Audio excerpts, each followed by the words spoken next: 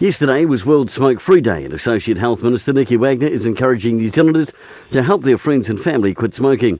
Ms Wagner says Te Kiri Mai Te Ata is one of the newly established services and lead cessation provider in Wellington, Hutt Valley and Wairarapa. It's getting real results for smokers, in particular Māori and Pacific women, she says, using an integrated holistic model of care. Anyone wanting to quit can contact Whaiora and enter a program free of charge. Featherston is commemorating the centenary of the Battle of Messines next Wednesday. Featherston, twinned with Messines, and Mayor Virg Napier will be attending the commemorations in Messines itself. The commemorations will take place at the Featherston War Memorial at 1 p.m.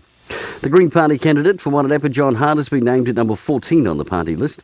The final list was voted on by Green Party members after a draft list was created by candidates and party delegates in April. And in sport, it's a double-header for Wairarapa United this Queen's Birthday weekend. Saturday sees a tough away game as they take on Miramar Rangers, and Monday's the Chatham Cup clash as they head away to Island Bay United. For local news and sport, I'm Brent Gare.